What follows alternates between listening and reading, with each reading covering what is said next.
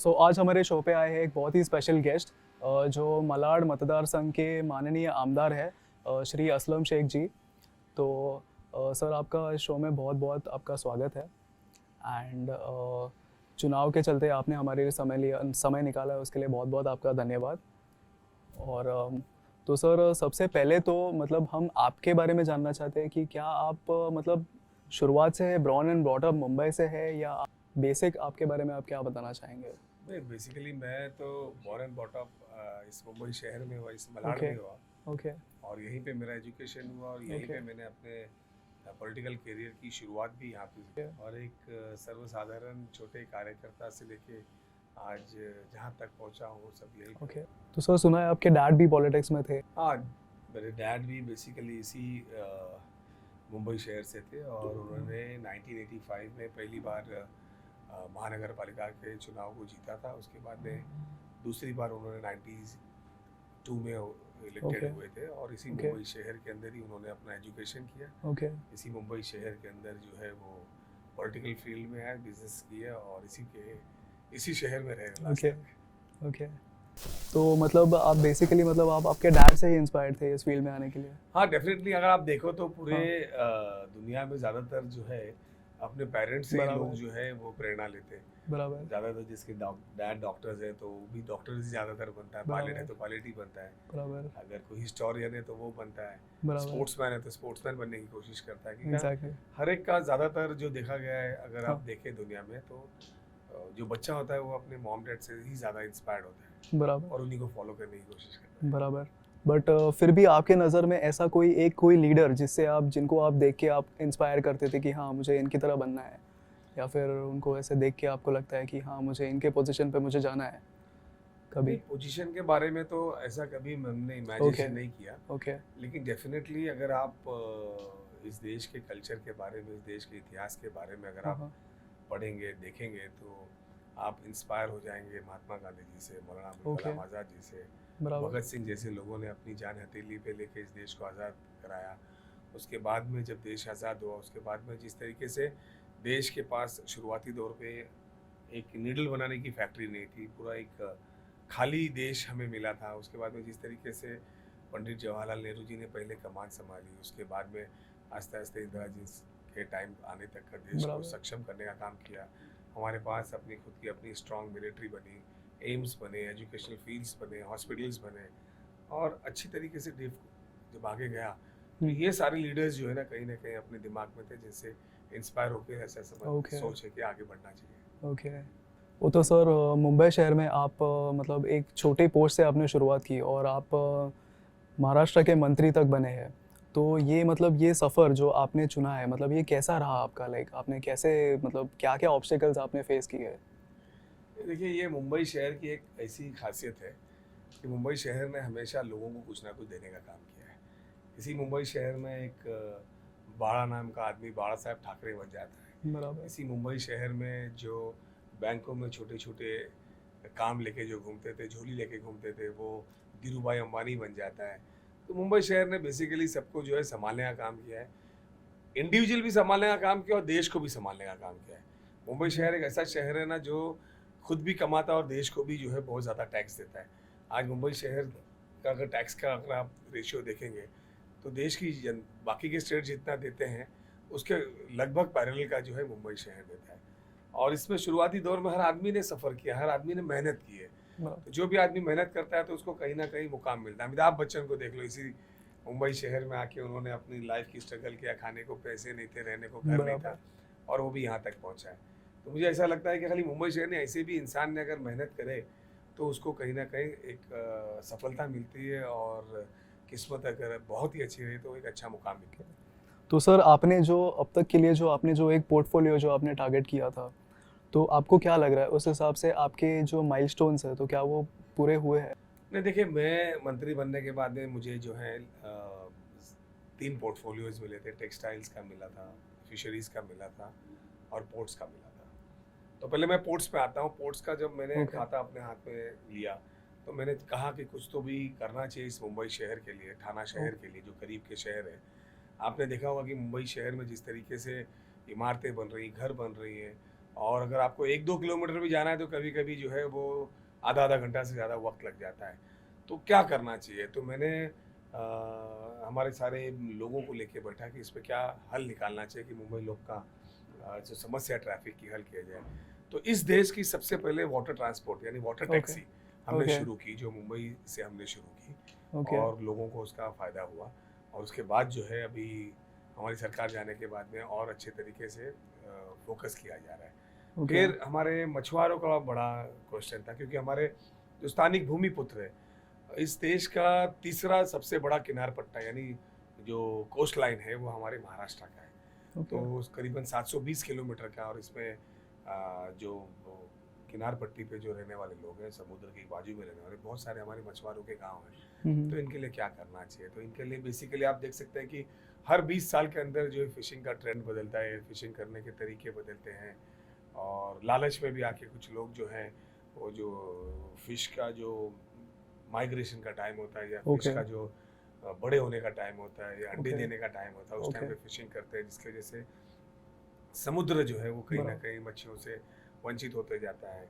तो जो कानून एक था जो बहुत ही पुराना था और उसमें कुछ थे नहीं वो, तो हाँ, उस कानून को हमने जो है नया करने का काम किया और मेरे ख्याल से इस देश का सबसे पहले जो है फिशरमैन एक्ट को अच्छे तरीके से इम्प्रोमाइज़ किया, ओके, जिसकी वजह से जो है पूरे देश में बाकी के राज्य जहाँ फिशरमैन कम्युनिटी के हैं वहाँ हाँ, पे उस तरीके के इम्प्लीमेंट करने का वो काम कर रहे हैं। टेक्सटाइल था मेरे पास, टेक्सटाइल एक ज़माने पे जो है महाराष्ट्र जो है पूरे इस देश का नंबर 1 हुआ करता था।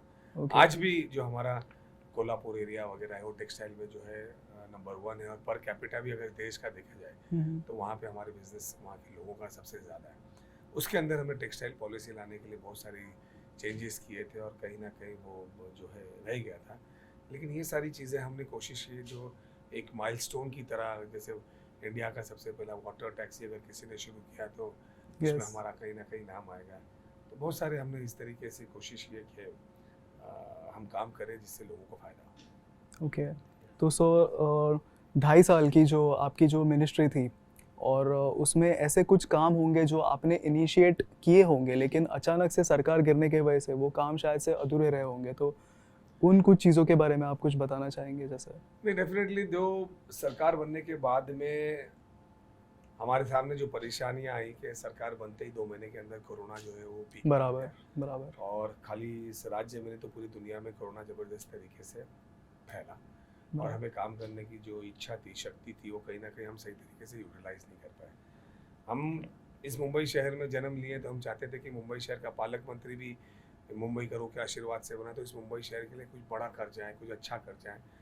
तो हमने सबसे पहले ये सोचा था कि मैंने और आदित्य ठाकरे जी ने कि मुंबई शहर के अंदर जितने ब्रिजेस हैं और हुँ, ब्रिजेस के अंदर जो नीचे जगह होती है जहाँ पे जो है हॉकर्स बैठ जाते हैं, बेगर्स बैठ जाते हैं और एंटी सोशल एक्टिविटीज़ होती है, हुँ, तो हुँ। हमने सोचा था कि सारे ब्रिजेस को जो है वो डेवलप किया जाए, उसके नीचे डेवलपमेंट किया जाए, ओके, उसमें जो है लाइब्रेरीज बनाया जाए, खेलने के इक्विपमेंट्स डाला जाए, लोगों को ओके, बैठने के लिए बनाया जाए, ओके, ब्यूटिफिकेशन किया जाए ताकि गाड़ियाँ भी गुजरे तो वहाँ से खूबसूरती लगे। पूरे मुंबई शहर के बस स्टॉप हम चाह रहे थे कि वो एक जैसे रहें ताकि उसमें टाइमिंग हो, ताकि लोगों को पता चले कि कौन सी बस कहाँ से जाती है और एक जैसे सिमिलरिटी दिखे।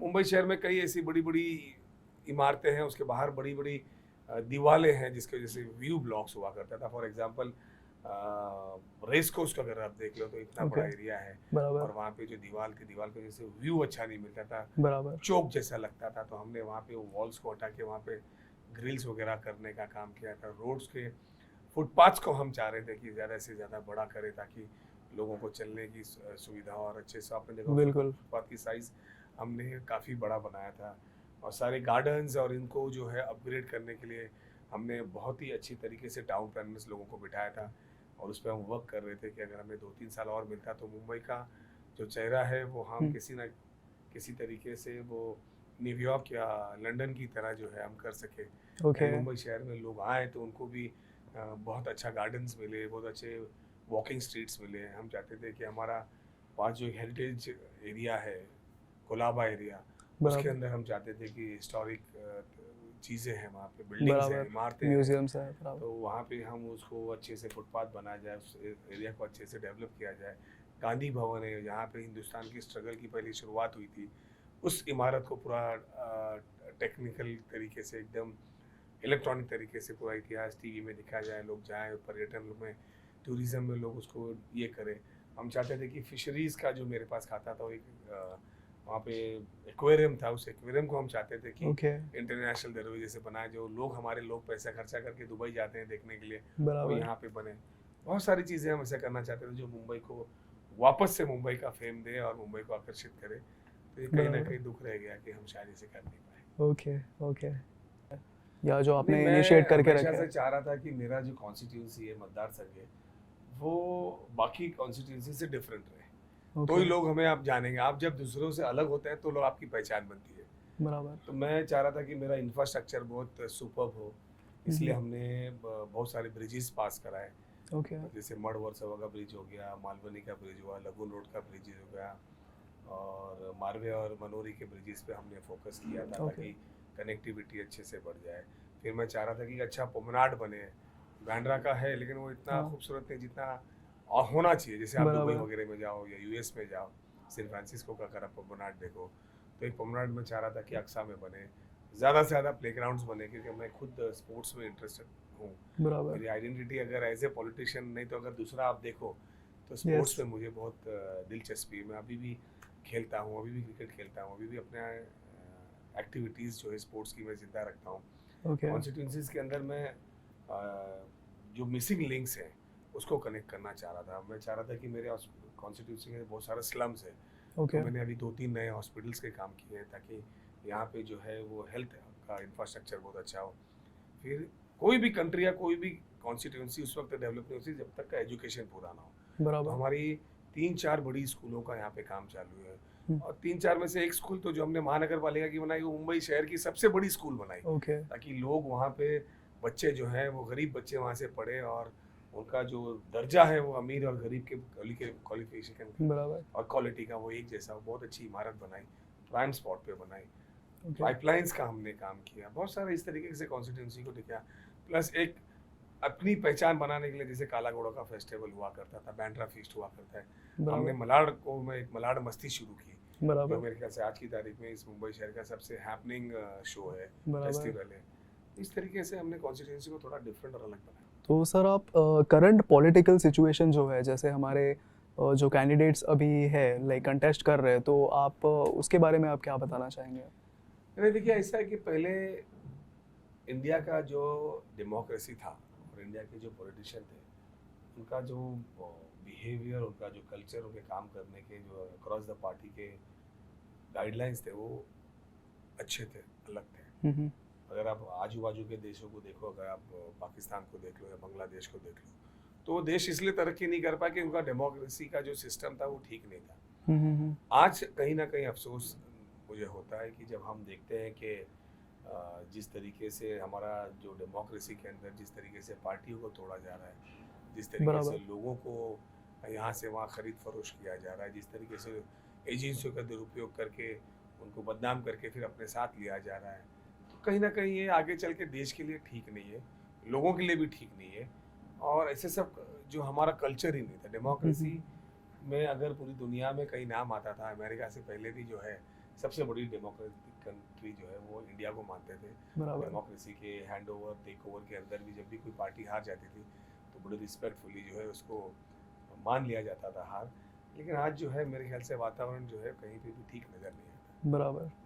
तो अभी ऐसे भी देखा जा रहा है कि जो काफ़ी लोग हैं, जो मीडिया की दिशा छोड़ के जो सोशल मीडिया पे स्विच हो रहे हैं मतलब सोशल मीडिया पे हमें काफ़ी रियलिटी देखने को मिलती है बट हमारी जो मीडिया है वो ऐसा कहा जाता है कि वो बायस्ड है तो उसके बारे में आपको क्या लग रहा है? इस तरह के एलिगेशन तो पहले भी लगे हैं, लेकिन छोटे तौर पे इस तरीके से चला करता था। देखिए जैसे जैसे वक्त गुजरेगा तो हम्म, ट्रेंड भी बदली होगा। ओके, आज से अगर आप 40 साल पहले अगर देखें हम्म, तो जो न्यूज़ आज जो घटना घटती थी हम्म, उसकी न्यूज़ दूसरे दिन जो आती थी वो दिल्ली दूरदर्शन पे पता चलता था कि इस तरीके की घटना जो है कल घटी हुई है। हम्म, फिर आस्ते आस्ते ट्रेंड चेंज हुआ। उसके बाद में पहले जो है वो सिर्फ पेपर्स के अंदर ज़्यादा न्यूज़ आती थी, यही का चैनल हुआ करता था। बराबर, उसके बाद में एक नया ट्रेंड आया, उसके बाद में जो है इलेक्ट्रॉनिक मीडिया हुई कि अभी बराबर, घटना घटी और अभी लोगों को पता चल जाता है। बराबर। उसके बाद में फिर और अब नया ट्रेंड आया कि ऑनलाइन लोगों ने अभी जो है वो हाँ। टेलीविज़न नहीं देख के ऑनलाइन जो है वो मीडिया को देखना और फॉलो करना शुरू किया। तो ओके। एक बहुत बड़ा सा जो है ना वो चेंजेस मीडिया का हुआ है। लेकिन इस चेंजेस होते होते जो मीडिया का रिस्पॉन्सिबिलिटी है, इस देश का जो चौथा स्तंभ है, हाँ। वो कहीं ना कहीं उस अपनी गरिमा को संभाल के नहीं रख पाया। और वो बराबर। खुद नहीं रख पाया या सरकार ने उसको डैमेज करने का काम किया है ये लोगों के सामने। यानी बराबर। किसी भी मीडिया का काम ये हुआ करता था कि सरकार की जो गलतियां हो, खामियां हो, मंत्री जो गलत करे या गलत डिसीजन हो उसको एक्सपोज करे। आज ऐसा दिखाई नहीं दे रहा है। आज जो है बराबर। कहीं ना कहीं मीडिया बायस हो गई है। इसी वजह से लोग सोशल मीडिया पे ज़्यादा फोकस कर रहे हैं। बराबर। इसी वजह से लोग यूट्यूब्स पे ज़्यादा फोकस कर रहे हैं। और बाकी के प्लेटफॉर्म से आप अगर देखो तो मीडिया का कनेक्शन, विश्वास जो है थोड़ा कम होते जा रहा है और लोग जो है दूसरे इस तरीके के प्लेटफॉर्म के ऊपर ज़्यादा फोकस कर रहे हैं। बराबर। और सबसे ज़्यादा हमने नोटिस किया है कि आपके जो लीडर है श्री राहुल गांधी जी, उनको सबसे ज़्यादा टारगेट किया जा रहा था, मतलब चाहे वो मीडिया के ज़रिए हो या चाहे वो सोशल मीडिया के ज़रिए हो। लेकिन उन्होंने कई मतलब रिसेंट टाइम्स में उन्होंने काफ़ी अपनी इमेज डेवलप की है, भारत जोड़ो यात्रा जो उन्होंने की है उसके बाद से।